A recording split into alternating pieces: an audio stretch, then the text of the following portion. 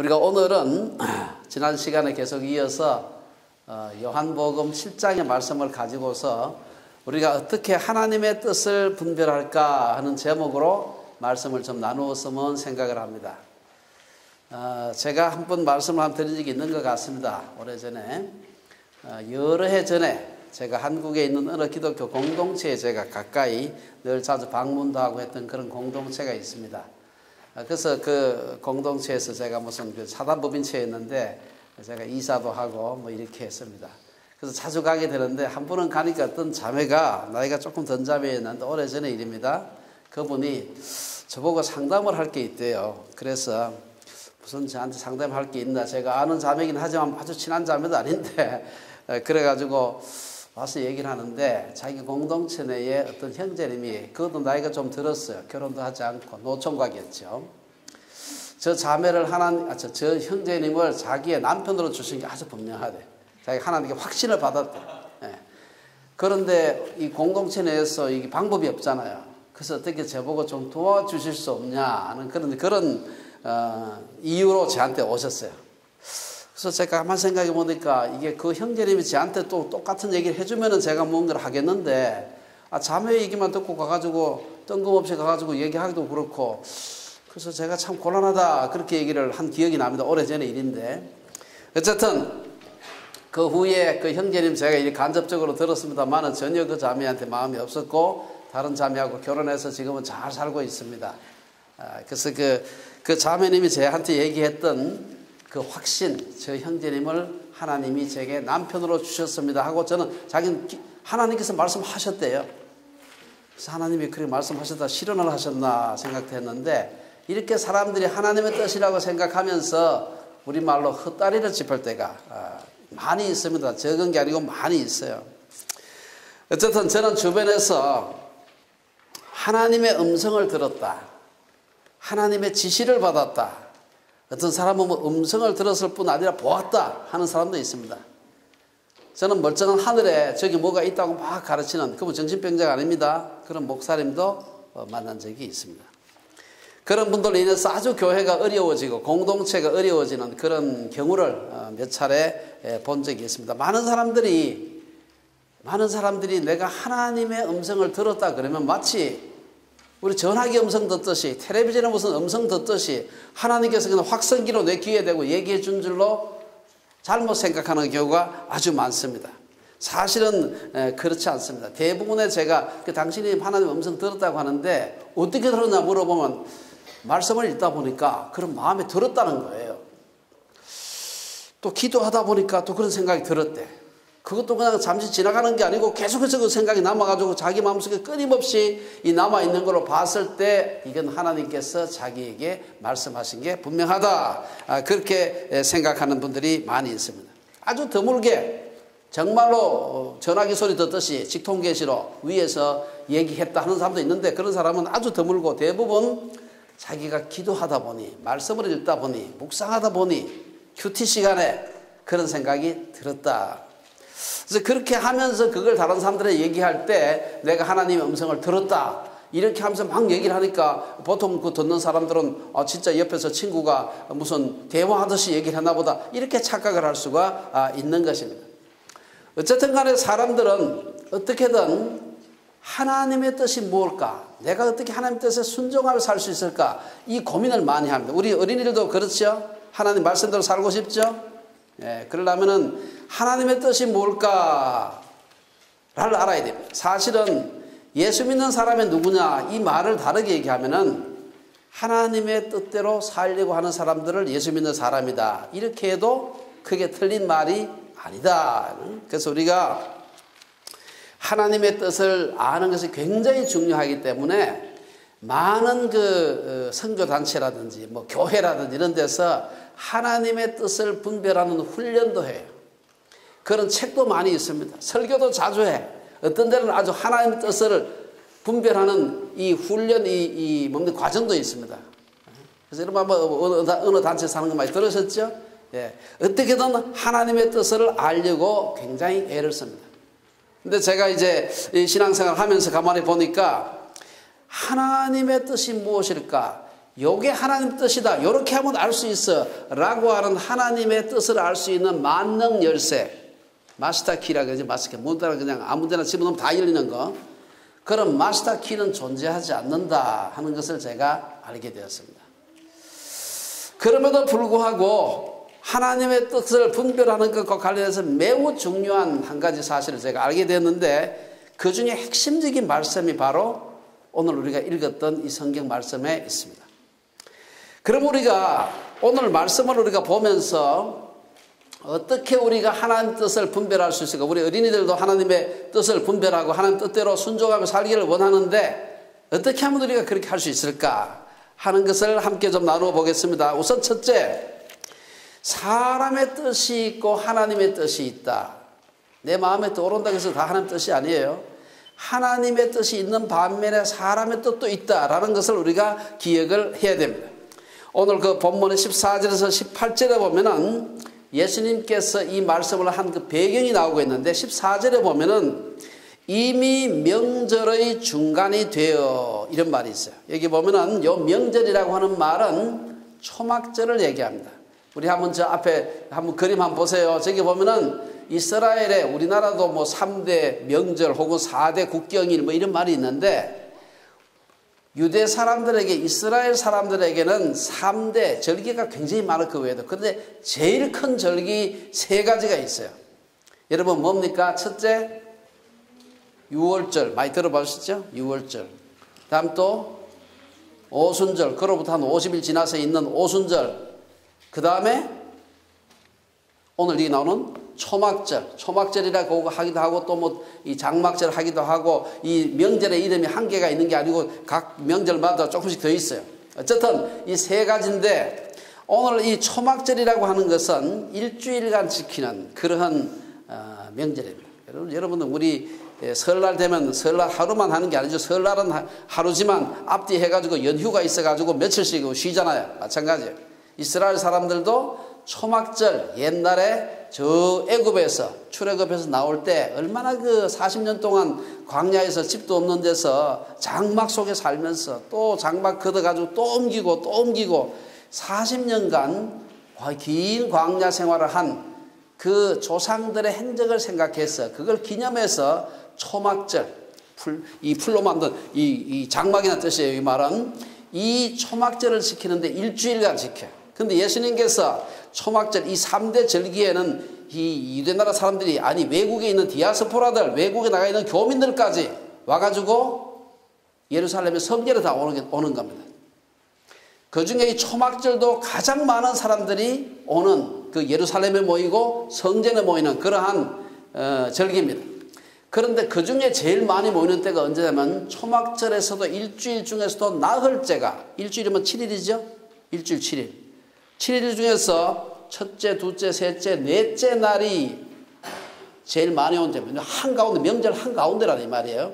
그날에 사람들이 제일 많이 예루살렘에 모이고 제일 많이 성전에 오는 날입니다. 그리고 예수님께서 그래서 그날 예루살렘에서 성전으로 올라가셨다. 왜 올라갔습니까?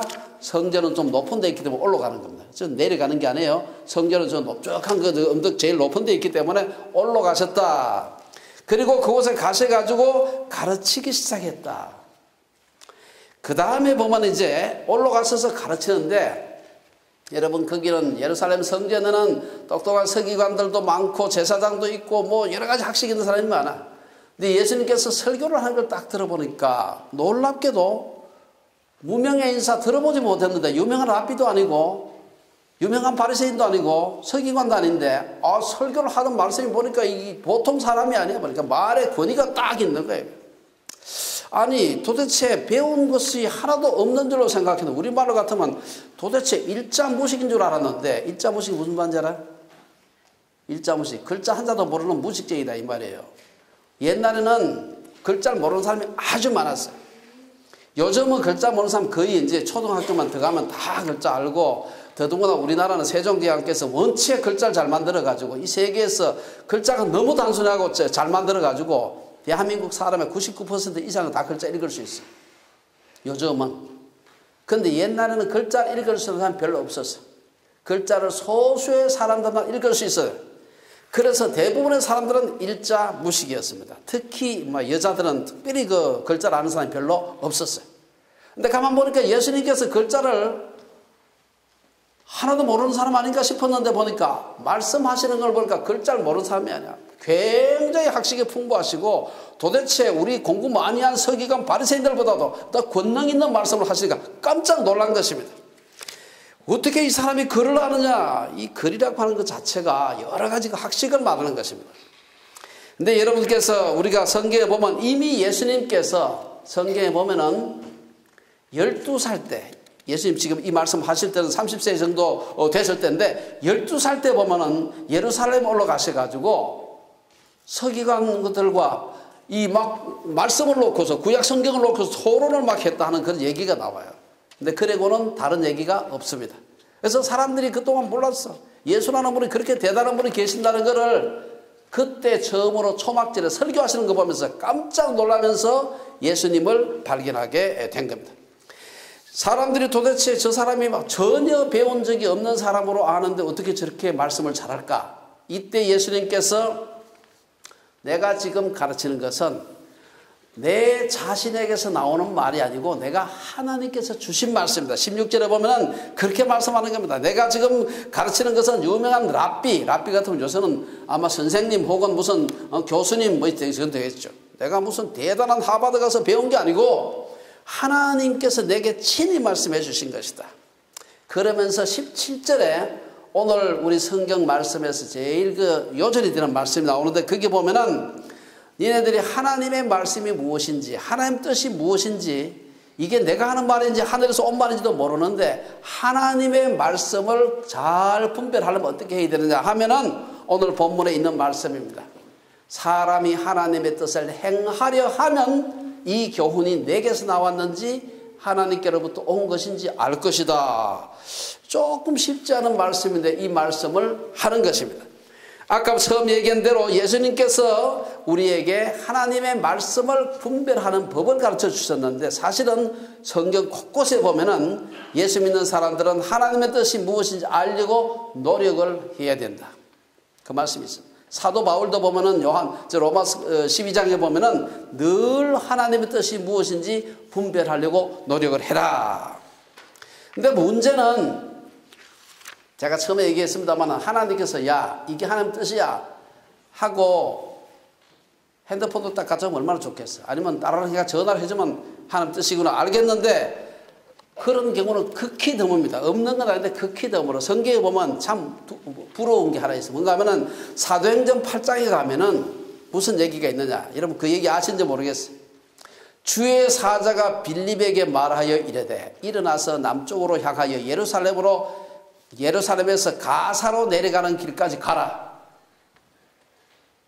주의 사자가 천사가 나타나가지고 빌립한테 지금 예루살렘에 있는 겁니다. 그 한번 저 다음 지도 한번 보세요. 예, 거기 보면은 예루살렘에 지금 빌립이 있는데 예루살렘에서 저 바닷가에 가자. 요새 가자 지역입니다. 요새 막 전쟁 나고 하는 데입니다. 이 가자 지역으로 가라. 이거는 말씀 읽다 보니까 그리 가야 될 것 같아. 이게 아니고 천사가 직접 얘기했대. 천사가 나타나서 빌립의 귀에 대고 얘기해 준 겁니다. 이런 경우는 헷갈리지 않아. 이게 진짜 하나님 뜻이 맞아? 별로 헷갈리지 않아요. 아주 그건 뭐 부인할 수 없는 것이죠. 그런데 이런 경우는 극히 드물고 대부분의 경우는 하나님 뜻이 무엇일까 고민을 많이 해야 됩니다. 기도도 하고 말씀도 읽으면서 오늘 본문에 나와 있는 것처럼 하나님께 순종하려고 노력을 하다 보면 아하 이게 하나님 뜻이 맞구나. 예를 들어서 이제 여러분들 조금 있으면 이제 저 대학 가고 여기저기 이제 뭐 취직도 해야 되고 결혼도 해야 되고 하는데 내가 어느 대학을 갈까? 무슨 학과에 가는 게 좋을까? 이런 거는 하나님께서 너 경제학과로 가. 이렇게 하면 얼마나 좋겠어. 근데 그렇지 안 하고 하나님께서 사실은 여러 가지 다른 방법으로 이렇게 말씀하시는데 알려고 애를 쓰고 이 하나님 앞에서 순종하려고 행하지 않으면 절대로 우리가 하나님 뜻이 무엇인지 알 수 없다는 것입니다. 하나님의 뜻을 행하려 하면 알리라. 이 속에는 두 가지 의미가 들어있는데 하나는 하나님께서 어떻게 하든지 순종하겠다. 순종하려는 마음이 필요해요. 하나님께 순종하려는 마음이 없으면 암만 기도해도 소용이 없어. 하나님으로 도루묵이면 되는. 하나님께 순종하려는 마음이 있어야 돼요. 어느 쪽으로 어떻게 인도하시든지 하나님 뜻이 분명하면 제가 가겠습니다. 순종하려는 마음이. 설교 안만 들어도 안 돼. 선교 훈련 안만 받아도 안 되고 하나님의 뜻을 행하려 하면 이것이 하나님께로부터 왔는지 내가 스스로 말함인지 알 것이다. 두 번째, 요 행하려 한다는 말 속에는 열망의 의지를 담고 있어요. 이거 뭐 별로 하고 싶지도 않은데 참 누가 밀어 이게 아니고 하나님의 뜻을 행하려 하면 하는 말은 순종을 하되 적극적인 의지를 가지고서 순종하겠다. 기쁘게 마지 못해 그냥 아침에 그냥 일어나겠습니다. 막 깨워서 일어나는 거 그렇게 순종하는 게 아니고 하나님께서 한 뜻이라 그러면은 내가 기쁘게 하되 적극적으로 자기 의지를 가지고서 하는 것입니다. 하나님께서 지금 우리가 하나님의 뜻을 알기 위해서는 지금 최선이라고 생각되는 그곳에서 시작하고 발을 내디뎌야 됩니다. 요단강에 건너는 것이 한 뜻일까 아닐까? 요단강가 막 물이 막 내려가고 있어. 막 홍수가 져가지고 그 들어가 빠져 죽어. 그런데 분명히 저거 요단강 건너 가나안 땅을 정복하라 그랬는데 정말 저 요단강 건널 수 있어. 무슨 뭐 다리가 있나 뭐가 있나 배도 없는데 가라. 그래가지고 이 요단강에다가 앞선 사람이 발을 탁 잠그니까 요단강이 쫙 갈라졌어. 안 잠궜으면 절대로 요단강이 안 갈라집니다. 그렇죠? 행하려 하니까 갈라져. 그러면 이게 가는 게 하나님 뜻이 맞구나. 행하려 해야 하나님의 뜻을 알 수 있다. 이것은 하나님의 뜻인지 아닌지 불분명한 경우에 해당하는 것입니다. 대부분의 경우가 그렇습니다. 하나님의 뜻인지 아닌지를 절대로 알아볼 필요가 없는 게 몇 가지가 있어요. 여러분 명백히 하나님 뜻에 어긋나거나 부도덕한 일인데 하나님 이게 하나님 뜻일까요 아닐까요? 기도할 필요 없어요. 그건 절대 기도하면 안 됩니다. 몇 가지 다음 슬라이드 한번 보겠습니다. 나쁜 친구들하고 사귀는 게 맞을까요? 안 맞을까요? 물어볼 필요가 없어요. 그런 거. 기도할 필요 없죠. 다음 슬라이드 보겠습니다. 조금 뒤집어지긴 했는데 요건 지금 바뀌었습니다만은 사실 이런 거는 기도를 해야 돼요. 어느 대학 갈까? 트리니티 웨스턴 대학을 갈까? 맥길 대학을 갈까? 이런 거는 기도를 해봐야 돼. 이게 잘 모르거든. 그렇죠? 그래서 지원을 해야 돼. 지원도 안 하고 가만히 있으면 절대로 대학 못 갑니다. 무슨 하나님 뜻이 나 어디로 가는 게 하나님 뜻일까 생각하면서 내가 생각할 때 이게 내한테 맞겠구나 싶은 데를 여기도 내보고 저기도 내보고 하면 하나님께서 오케이. 길을 여시는 쪽으로 가는 겁니다. 아시겠죠? 그 다음 또 한번 보겠습니다. 네, 무슨 전공을 할까? 화학을 전공을 할까? 뭐 국문학을 할까? 무슨 물리학을 할까? 음악을 할까? 이런 것도 기도하면서 시도해 봐야 돼. 내가 좋아하는 거, 잘할 수 있는 거, 기쁜 거 뭐가 있을까? 행하려 해 봐야 돼요. 행하려 하려면 절대로 전공 못 정합니다. 다음 슬라이드. 직업 찾아도 마찬가지. 무슨 직업을 할까? 창업을 할까? 요새 하나만 스타트업 하는 그거 할까? 아니면 뭐 할까? 이런 것도 내게 주신 하나님의 은사와 내게 주신 여러 가지 환경을 봤을 때 하나님의 인도하심이라 생각되는 걸 행하려고 해봐야 돼. 그거 필요할 때는 자금도 필요하니까 자본을 혹시 대주시는 사람이 없을까? 같이 동업할 수 있는 좋은 사람이 없을까? 여러 가지 살펴봐야 돼. 행하려 해야 그 다음 하나님께서 인도하시지. 행하지도 않고 하나님께서 그냥 마치 누워서 감 떨어지면은 나 혼자 먹겠다 생각하면 절대로 일이 안 된다. 다음 슬라이드. 이거 조금 뒤집히긴 했는데 다음 슬라이드 보겠습니다. 누구와 결혼할까? 이것도 마찬가지입니다. 앉아서 하나님께서 인도한 사람이 있으면 우리 집에 찾아오겠지. 그러면 절대로 장가 못 갑니다. 시집도 못 가요. 그러면요. 네. 이 사람이 아닐까? 기도하면서 시도해 봐야 된다. 시도해 봐야 된다. 다음 슬라이드 보겠습니다. 자, 어떤 건 기도할 필요가 없는 게 있어. 아까 얘기했죠. 지금 뒤집혔는데 다음 슬라이드 보겠습니다. 하나님 담배 필까요 말까요? 이거 기도할 필요가 있어요 없어요? 술을 마실까요 말까요? 기도할 필요가 있어요 없어요? 그렇게 기도하면 안 돼. 그 기도를 한다는 자체가 꼬롬한 거야 이게. 왜냐하면은 이게 뭐가 좀 일 하다 보면 좀 괜찮다는 생각이 안 들까? 다음 슬라이드 보겠습니다. 이런 거 기도하면 절대로 안 돼. 다음 슬라이드 보겠습니다. 그 다음에 주일날 예배 안 드리고 골프 치러 갈까 말까. 이거는 기도할 필요가 없는 겁니다. 아시겠죠? 예. 골프 치는 건 나쁜 게 아니라 근데 꼭 예배 시간에 꼭 골프 치러 가겠다면 뭐 곤란하겠네. 그래서 이런 거는 물어볼 필요가 별로 없습니다. 기도 안 해도 알 수 있는 게 있어요. 우리 대부분의 것들은 다 그래요. 근데 이게 정말 이게 하나님 뜻일까 저게 하나님 뜻일까 헷갈릴 때가 있어.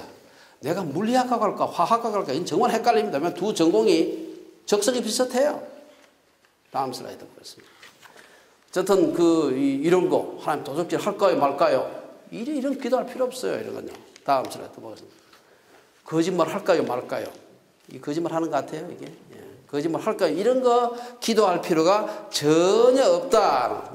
여러분께서 꼭 이런 거 기억해. 이런 거 놓고서 기도하는 자체가 나쁜 겁니다. 이거는. 그렇죠? 네. 그래서 우리가 늘 기도해야 되지만 기도할 필요가 없는 게 굉장히 많다. 자, 우리 세 번째로 마지막으로 자, 그러면은 이렇게 너희가 하나님의 뜻을 행하려 하면 너희가 하나님의 뜻을 알겠다 그랬는데 그렇게 명확하게 얘기를 했는데도 불구하고 유대인들이 율법주의자들이 말을 안 들어요. 그러면 예수님을 막 공격을 하는 겁니다. 뭐라고 공격을 합니까? 예수님을 비난하고 막 죽이려 하고 막 이렇게 했습니다. 그때 예수님께서 그들을 향해서 막 뭐라 그랬어요?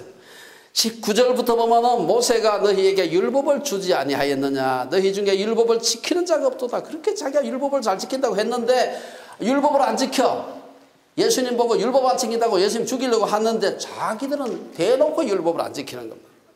그러면서 예수님 보고 야 예수님 당신 보니까 뭐 귀신 들렸다 하면서 예수님을 막 공격을 하게 됩니다. 여기에 대해서 예수님께서는 아주 중요한 말씀을 하고 있습니다. 뭔가 하면은 예수님은 앞만 봐도 이상하다. 지금 예수님을 공격하게 된 거는 오늘 2장에 나오잖아요. 앞에 5장에 보면은 예수님께서 베데스다 연못가에서 38년 된 병자를 고쳐주는 사건이 나오는데 그 병자 고쳐준 날이 언제나 하면 안식일이었어요.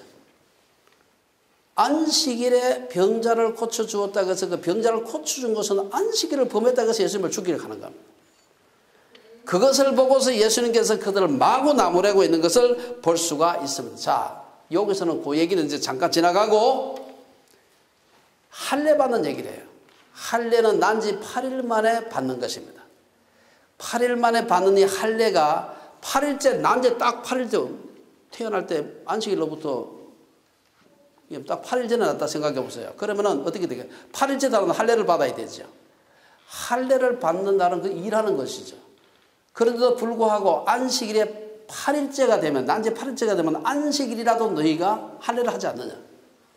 이 말은 율법보다도 안식일 지키는 계명보다도 더 중요한 계명이 있다. 그런 것은 안식일에 일하지 말라고 하는 그게 저촉되지 않는다. 가장 중요한 것은 사람들을 사랑하는 것이다. 사람들을 사랑하는 것이지 그게 율법의 정신이다. 근데 율법의 조항에 매여 가지고 율법의 정신을 거스린다고 하는 것은 있을 수가 없는 거예요. 하물며 안식일에 내가 전신을 못 쓰게 된 사람을 살려준 그 일은 율법의 정신에 100% 부합하는 일이고 율법이 그것을 위해서 주어진 것인데 내가 이 병든 자를 고쳐주었다 해서 너희가 어떻게 나를 그렇게 욕하느냐 핍박하느냐 예수님께서 그렇게 말씀 짓는 것입니다. 그러면서 마지막 절에서 보면은 외모로 사람 판단하지 말라. 겉으로 할례 주고 뭐 병 고치고 이걸 가지고 하지 마라. 그걸 가지고 율법을 지켰다 안 지켰다 얘기하지 마라. 우리의 마음이 중요하다 하는 것이 예수님 오늘 본문의 오늘 그 결론입니다. 결론적으로 우리가 하나님의 뜻을 잘 알지 못해서 혼돈 가운데 우리가 사는 것 그것은 하나님도 원하시는 바가 아닙니다. 여러분 부모님들이 우리 부모님이 내가 뭐를 하기를 원하실까 하고 막 그냥 머리 짜매고 막 그것 때문에 고민하고 그렇게 우리 자녀들이 살아가는 거 부모님이 원하시겠어요 원하지 않겠어요? 원하시겠어? 엄마 아빠가 무슨 뜻이 엄마 아빠 마음이 어떨까? 이게 뭐 헷갈려. 뭐 어떨 때 이 얘기했다 어떨 때 저 얘기했다. 그런 부모가 없습니다. 세상에는. 오늘 성경에 오늘 본문은 아니지만 마태복음 7장에 보면은 아주 중요한 말씀이 있어. 너희 중에 누가 아들이 떡을 달라 하는데 돌을 주며 생선을 달라 하는데 뱀을 줄 사람이 있겠네. 떡하고 돌이 비슷한 것 같긴 해. 그러나 전혀 다르죠. 떡은 떡 달라고 먹으려고 하는데 돌을 준다. 돌을 먹을 수 있어요? 못 먹지. 생선을 달라 하는데 생선 먹으려고 달라고 하는데 뱀을 준다 이 말이에요. 그런 부모가 세상에 없는데 하물며 너희 하늘 아버지께서 너희가 구할 때에 더 좋은 것으로 주지 않겠느냐. 더 좋은 것으로 준다는 말은 하나님께서 우리가 헷갈리게 혼돈 가운데 내버려 두지 아니하시고 하나님의 뜻대로 바르게 질서 있게 기쁘고 행복하게 우리가 삶을 살아갈 수 있도록 해 주시지 않겠느냐. 미국의 부흥사였던 무디 선생은 말하기를, 무디 선생 유명한 분이 있습니다. 한 100년 전에 산 분인데 아주 유명한 분이에요. 이분은 순종은 하나님의 뜻을 배우는 좋은 학교다. 이분이 유명한 말을 많이 했어요. 근데 이 중에 아주 귀한 말을 했어요. 우리가 순종하려는 마음이 없다면 하나님의 뜻을 행하려 하지 않는데 우리가 어떻게 우리가 하나님 뜻을 알 수 있겠느냐. 아주 귀한 말씀이죠. 저는 원래 우리가 금년 한 해 우리 어린이들도 우리 온 성도들이 순종하기 위해서 적극적으로 이게 하나님의 뜻이지 않을까, 하나님의 뜻이라고 생각되는 말을 적극적으로 행하는, 그래서 하나님 뜻대로 살아가는 우리 주빌리의 온 식구들 또 어린이들 되시기를 주의 이름으로 축원합니다.